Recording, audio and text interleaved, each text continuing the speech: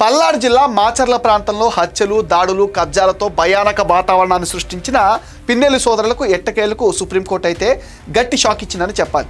చివాట్లు కూడా పెట్టింది. పిన్నెల్లి రామకృష్ణారెడ్డి, వెంకట్రామరెడ్డి ఇద్దరూ ముందస్తు బెయిల్ని రద్దు చేయడమే కాకుండా మీరు ఉండాల్సింది జైల్లోనే, బయట కాదు అంటూ ఇద్దరిని కస్టోడియల్ విచారణ చేయాల్సిందని తీవ్రమైన వ్యాఖ్యలు సుప్రీంకోర్టు అయితే చేసింది. పిన్నెల్లి రామకృష్ణారెడ్డి, పిన్నెల్లి వెంకట్రామరెడ్డిలను వెంటనే అదుపులోకి తీసుకోమని పోలీసులు ఆదేశించింది.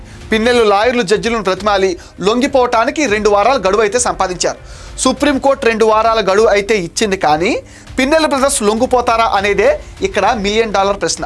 వాళ్ళు పారిపోతారు కానీ లొంగిపోయే రకాలు కాదు. వీళ్ళిద్దరూ 2024 అసెంబ్లీ ఎన్నికల సందర్భంగా చేసిన దౌర్జన్యం పైన నమోదైన కేసుల్లో పిన్నెల్లి రామకృష్ణారెడ్డి అరెస్ట్ అయ్యాడు. కానీ పిన్నెల్లి వెంకట్రామరెడ్డి అయితే అరెస్ట్ కాలేదు.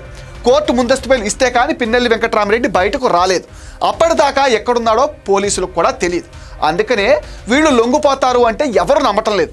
కొంతమంది పోలీస్ ఆఫీసర్లు వీళ్లకు తొత్తులుగా పనిచేస్తున్నారు. కేసు దర్యాప్తులో పోలీసుల నుంచి నిందితులకు పూర్తి సహకారం అందుతుందని ధర్మాసనం చెప్పిందంటే వీళ్ళు ఎంత ముదురులో మనం అర్థం చేసుకోవచ్చు.